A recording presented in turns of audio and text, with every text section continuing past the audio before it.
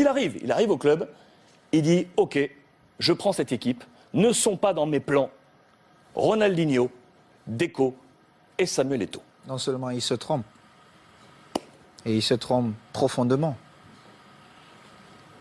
Mais déjà, bon, vous connaissez ce business de la presse, les télévisions. Il y a souvent des enfants qui sont beaux, d'autres qui le sont moins. Et moi, j'ai toujours été l'enfant qui était moins beau. Et c'était mon rôle. Mais seulement, j'avais un rôle très important dans le vestiaire où je pouvais tout dire à n'importe qui en le regardant dans les yeux. J'ai une blessure au ménisque, je prends 7 mois et je décide d'aller faire ma rééducation dans ma maison à Majorque. C'était une erreur parce qu'à ce moment-là, il n'y avait plus le dialogue.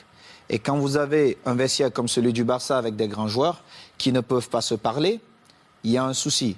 Parce que la force du Barça, c'est que c'était un groupe de jeunes qui aimaient s'amuser ensemble. Quand on rentrait dans un stade, on voyait qu'il y avait une certaine complicité. On partageait plus que des entraînements, plus qu'un match de football.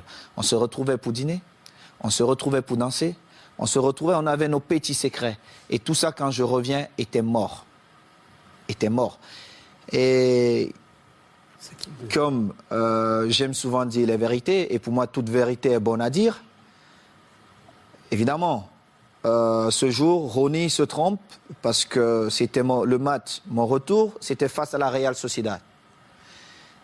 Franck, qui me prend avant le match, il me dit « Est-ce que tu veux commencer ou tu vas attendre ?» Je lui ai dit « Franck, je préfère jouer les dernières 20 minutes en espérant que le Barça sera en train de gagner 3-0, voire 4. C'est plus facile pour quelqu'un qui a fait 7 mois sans jouer. » Mais malheureusement, ce n'était pas ça.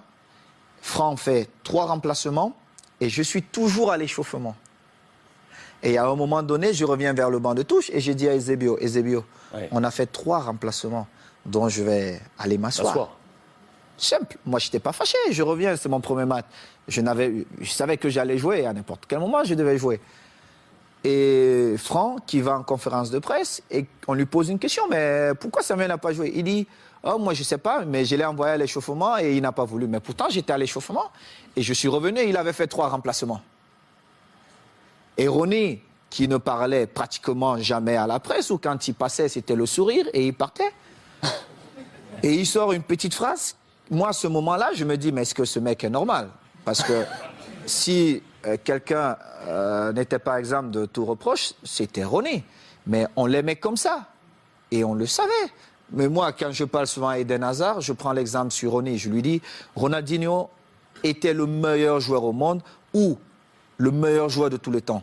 Parce qu'il était incroyablement fort. Mais seulement un joueur qui ne s'entraîne pas tous les jours, au bout d'un moment donné, ça paye cash. Ça paye. Tu peux être Ronaldinho, tu peux être Messi. Si tu ne t'entraînes pas, monsieur Eden Hazard, au bout de 2 ans, on t'oublie. Et le football va tellement vite qu'il y aura un autre gamin qui va naître, qui sera encore plus fort. Et c'était ça. Et quand Ronny le dit, moi j'attends le lendemain, personne ne s'excuse. 2 jours après, personne ne s'excuse. J'ai dit, mais ils ne sont pas bien dans leur tête, eux. Et alors là, je monte au créneau et j'essaie de remettre de l'ordre. Mais seulement, comme j'étais le fils mal aimé de la presse, on a tout mis sur moi. Mais ils ont oublié de dire, en 2006, Ludovic Giuli est souvent là avec vous. Franck n'a pas parlé au vestiaire pendant la mi-temps quand on perdait face à Arsenal. C'est moi qui ai tenu le discours. Moi, j'ai parlé.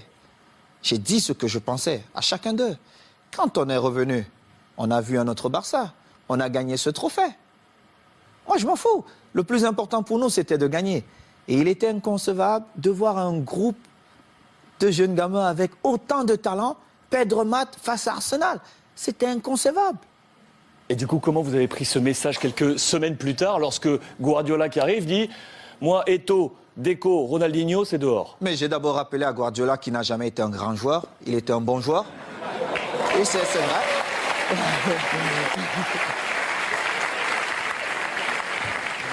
Mais c'est vrai. Je le lui ai dit. Et j'ai rappelé au passage, si c'est le coach Luis qui me le dit, je dis « Ok, je ne peux rien dire. Comme joueur, on connaît aussi Pep, mais surtout comme entraîneur, Il n'avait rien démontré pour qu'il arrive dans un vestiaire comme le Barça. Il ne connaissait même pas l'histoire du vestiaire et qu'il se mette à dire certaines choses. Et en plus, ce qui me faisait encore plus mal, c'est qu'ils inventaient des choses que la presse relayait. J'ai eu cette discussion avec lui et j'ai eu une très très belle offre pour aller jouer 6 mois en Ouzbékistan où on me payait 26 millions de dollars. Et dans son bureau, avec Tiki, il me dit « Oh Samuel, ça peut te faire du bien, vas-y. » Et je lui ai dit « Celui qui va te faire gagner, c'est Eto'o. Mais tu viendras me demander pardon. » Et je suis resté à ma place. J'ai continué à m'entraîner, nous sommes allés aux États-Unis. Et nous étions à Houston, dans le vestiaire. Il dit avant le match « Ok, nous allons changer de dossard. » Oh, tout le monde dit « Oh, c'est l'entraîneur qui le fait maintenant, c'est surprenant. » Et il dit « Titi, tu vas prendre le numéro 9 de Samuel. » Titi Henry. Oui, Titi Henry, tu vas prendre le numéro 9. Et Titi était bien content. Et Eto'o portera le 14. Tout le monde était surpris. Et c'était un manque de respect total. Et je ne pouvais pas l'admettre. Parce que j'avais quand même écrit une belle histoire, même si elle devait s'arrêter là, au Barça. J'avais beaucoup fait pour le club. Que ce soit dans les stades, mais surtout en dehors du stade. En dehors du stade. J'ai toujours été là pour tous mes coéquipiers, pour tous les clubs. Vous êtes resté 1 an avec Pep. Je vais vous dire. Alors, il joue, je suis au banc de touche. Quelques jours plus tard, on joue contre une équipe de Mexico, Chivas. Chivas. Et il a le malheur de me donner 20 minutes. Et je crois qu'il pouvait se tirer une balle dans la tête. Et les 20 minutes, je marque 3 buts. On revient à New York contre Red Bull. Bon, il se dit, bon, voilà. Il me renvoie dedans. Je marque encore 3 buts. Il était obligé de convoquer une réunion. Mais comme il n'a jamais eu le courage de me dire les choses en face, il est passé par mes coéquipiers. J'étais en train de dîner. Et le délégué vient, Carlos Nava, il me dit, viens, j'ai une surprise pour toi. Moi, j'étais pressé. Je me disais peut-être c'est Beyoncé qui m'attendait.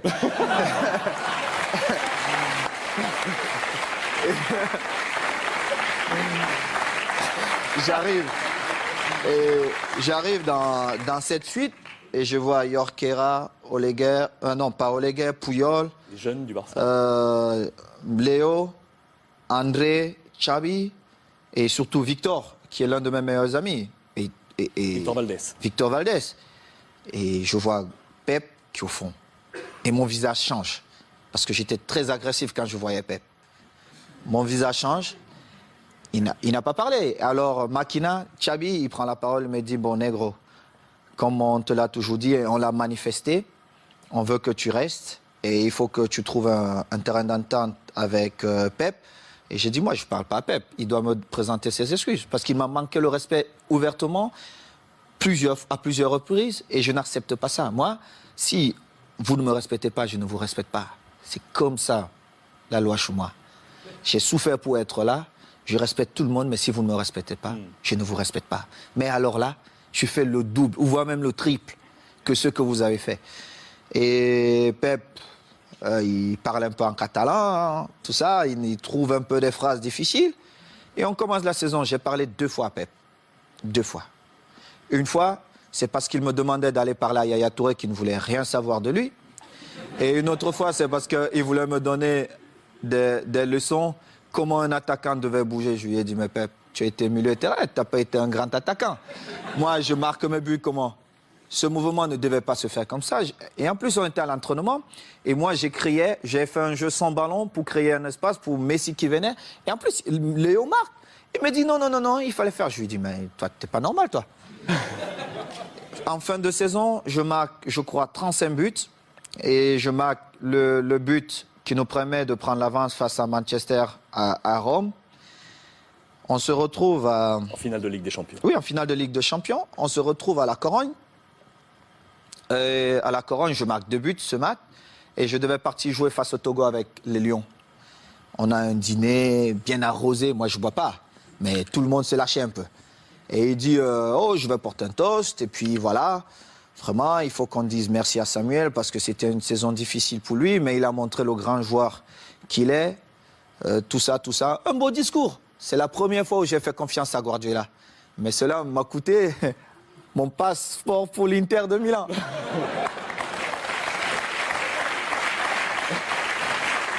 Et du coup, quand vous l'avez croisé ensuite à l'Inter, parce que vous l'avez croisé, on a une belle photo de vous en poignée de Regardez main. mon visage. Parce que Guardiola, il m'a vu dans le tunnel. Est-ce qu'il m'a salué dans le tunnel? Il ne m'a pas salué dans le tunnel. Il a vous a attendu salué là où il y avait tous les caméras. Moi, quand il a regardé le visage de Thierry Henry, ça dit tout. Parce qu'ils ont vu la scène. On était tous dans le tunnel.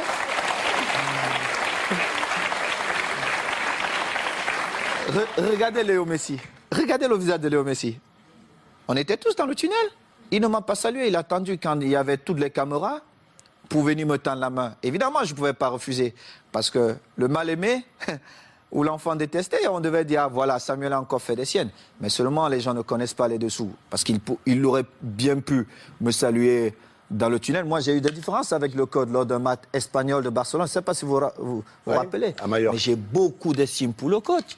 Le Louis, football, c'est c'était ça. entraîneur de l'Espagnol. De l'Espagnol. Contre Majorque, Contre Majorque. vous Oui, êtes c'était envoyé un difficile. petit peu. C'était difficile pour le code, mais moi, je devais défendre Majorque et j'ai fait mon boulot. Et c'était pareil. Donc, c'est une histoire comme ça. Mais bon, après, on s'est retrouvés, Pep et moi, on a fait la paix et je suis content. Mais la vraie histoire, c'est celle-là. C'est que Pep, peut-être dans son envie de gagner, n'a pas respecté certaines choses dans le football. Et heureusement pour lui, j'ai marqué quand même 35 buts cette saison-là qui nous ont quand même permis de gagner. Chichi cette saison. Qui nous ont permis de gagner tous les titres qu'il a gagnés. Et il est bien content parce que c'était ses premiers trophées. Saison où le Ballon d'Or arrive dans les mains de Léo Messi. Mérité. Vous êtes 10e de ce classement Ballon d'Or cette saison. Je ne regardais même pas ça, mais Léo l'a bien mérité. Bon.